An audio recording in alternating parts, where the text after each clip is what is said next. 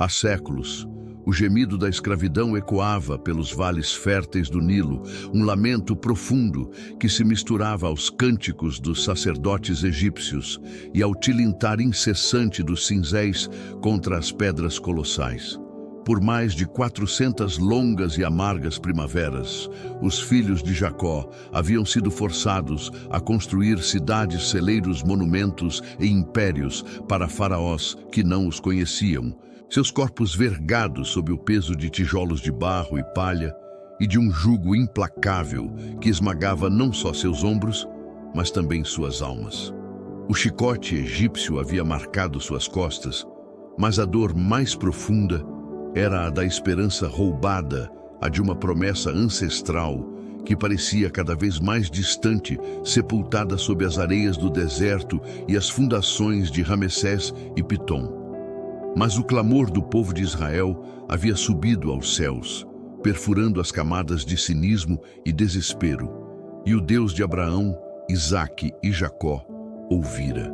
10 pragas terríveis já haviam devastado o orgulho do Egito, transformando suas águas em sangue, cobrindo sua terra com rãs e piolhos, mosquitos e feridas, escuridão e granizo devastador que destruiu colheitas e gado. Cada golpe era uma demonstração do poder incomparável do Eterno, uma advertência solene ao faraó. Mas o coração do monarca egípcio permanecia endurecido, tão inflexível quanto as rochas que seus escravos talhavam. Agora, uma 10ª e última praga, a mais terrível de todas, pairava no ar como uma sombra gélida e inevitável, prometendo a tão ansiada liberdade ou a aniquilação definitiva.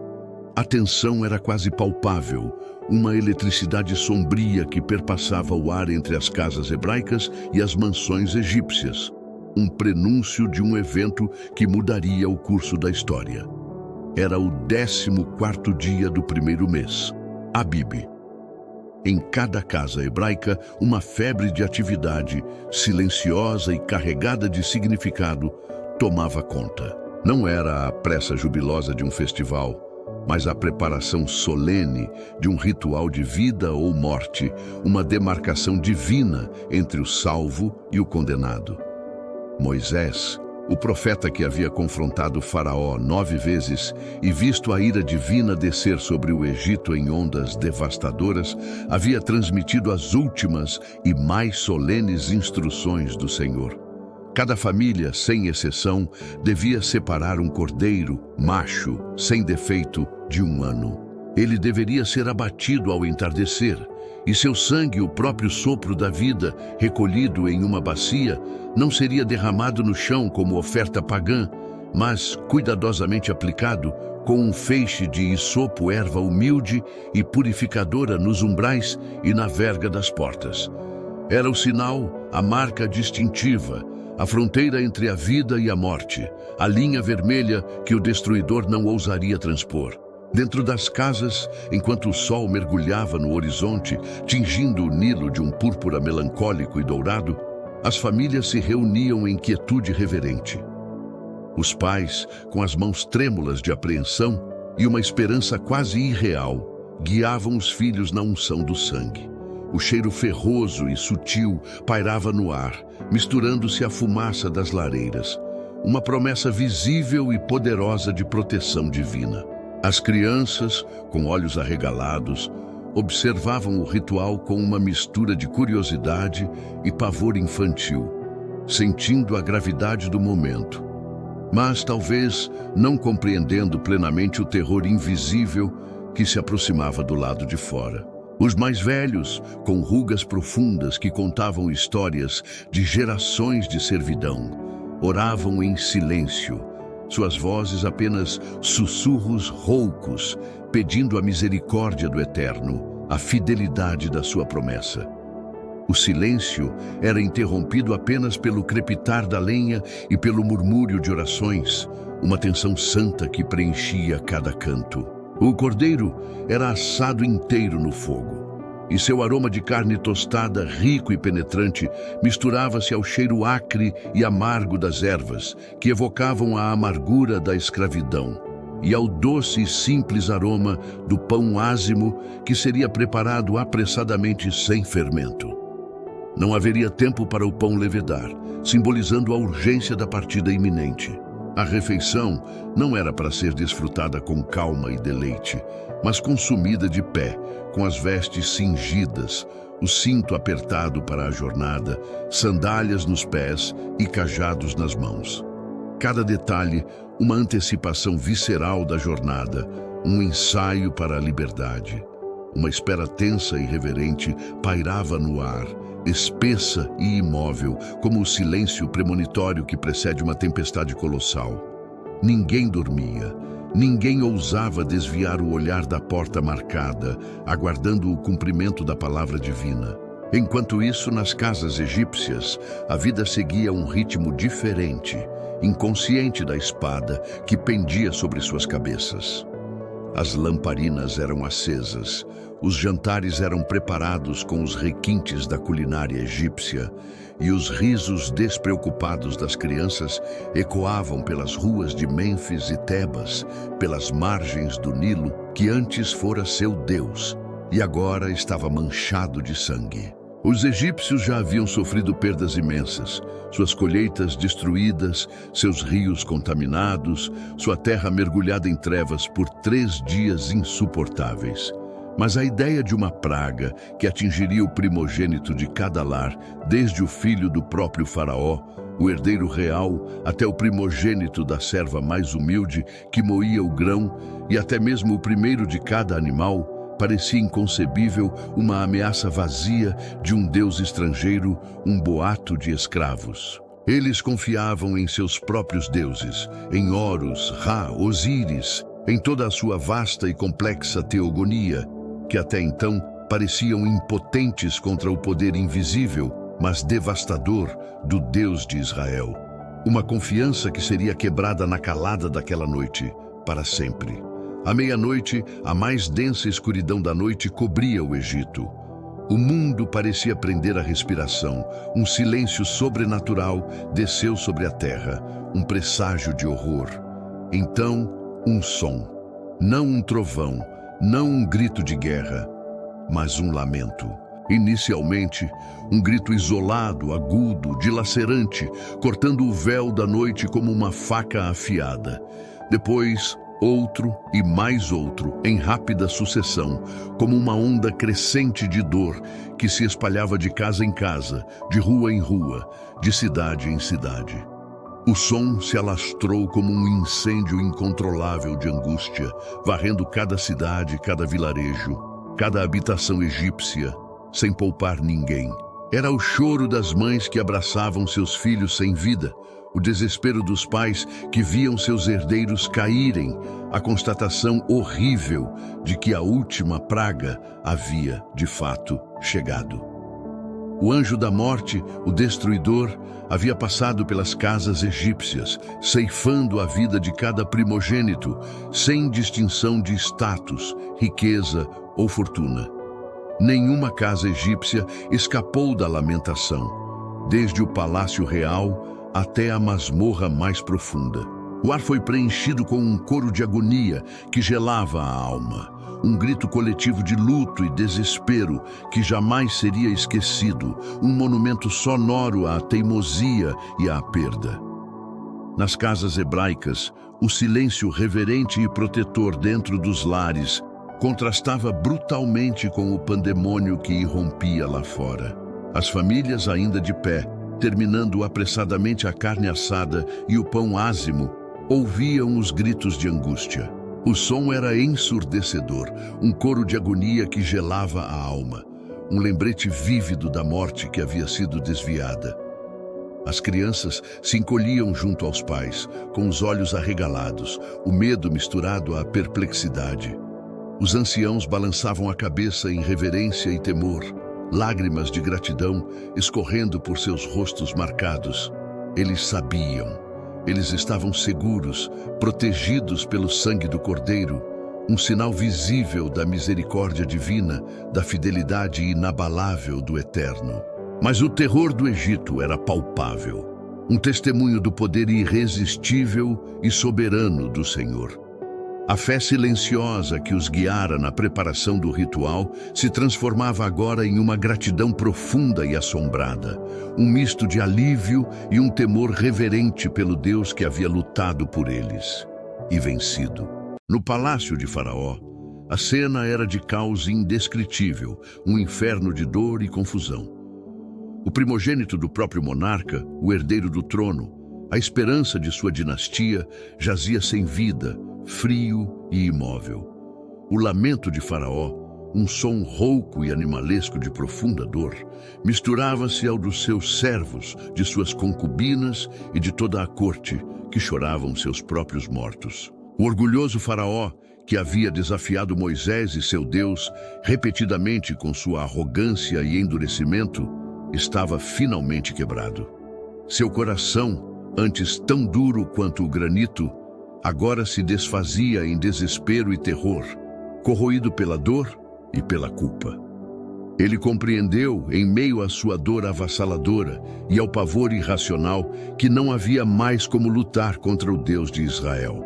A teimosia havia levado não apenas à ruína de sua nação, mas à aniquilação de sua própria linhagem, à perda de seu futuro.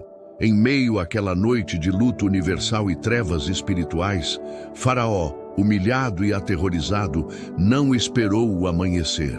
Ele chamou por Moisés e Arão, que foram trazidos ao palácio em meio ao caos. Suas palavras eram apressadas, quase suplicantes, a voz embargada pela dor e pelo medo de uma praga ainda maior que pudesse atingir a ele próprio. Levantai-vos, saí do meio do meu povo, tanto vós como os filhos de Israel.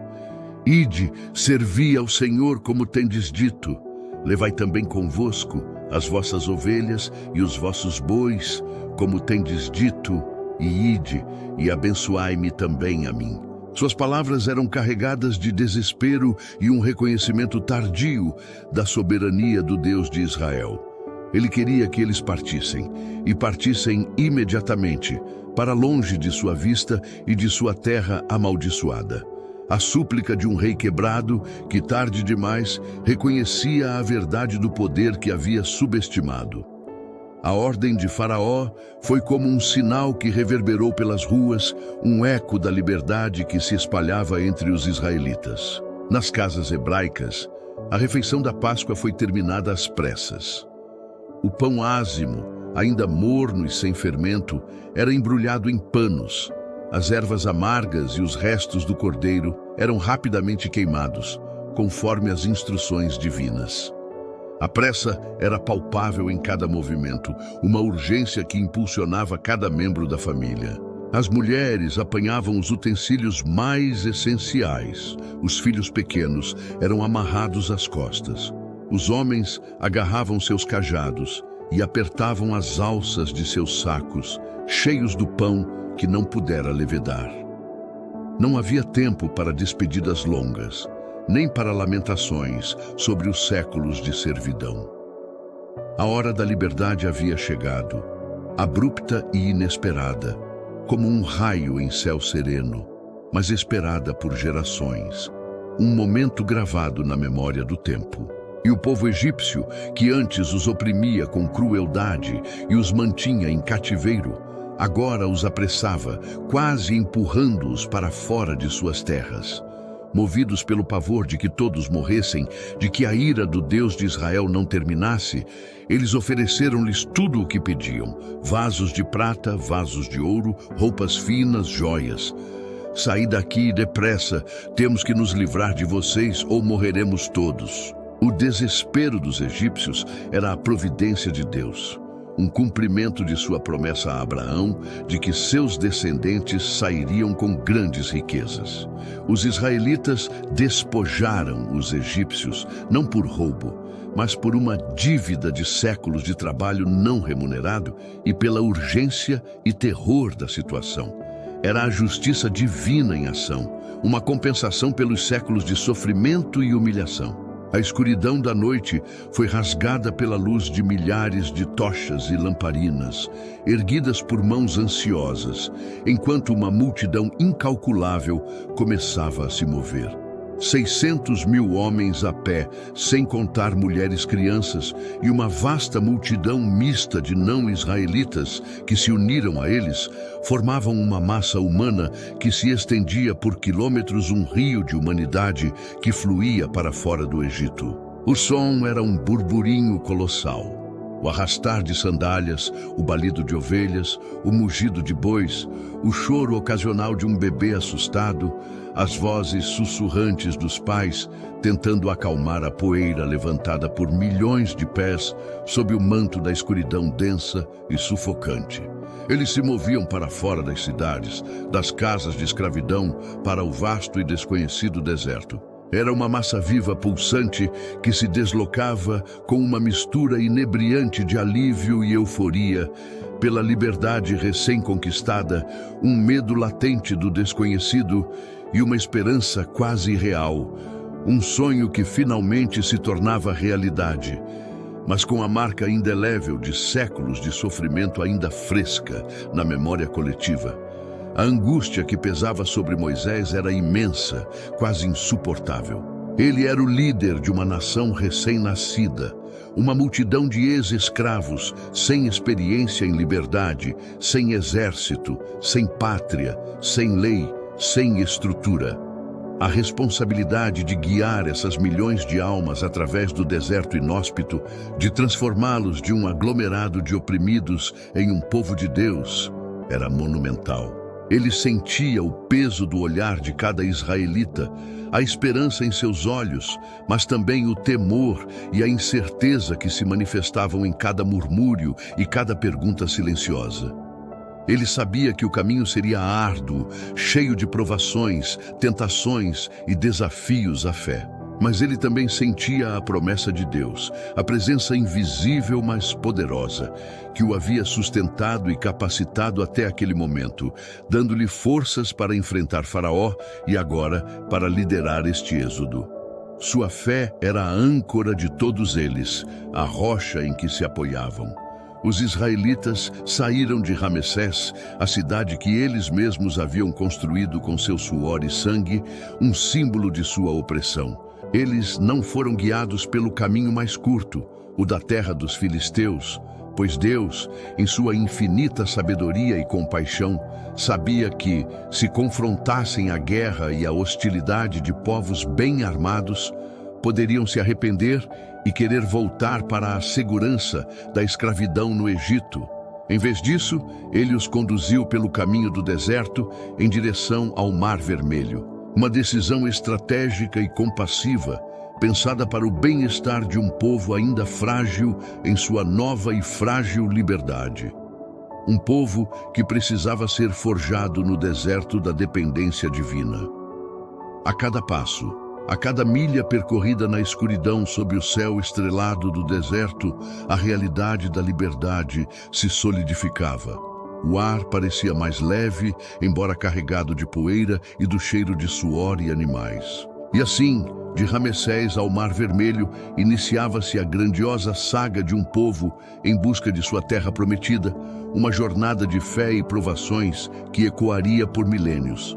Continuamos no próximo vídeo com essa história épica. Se você se emocionou com essa épica travessia rumo à liberdade, convido-o a se inscrever no nosso canal para não perder as próximas histórias que moldaram a humanidade.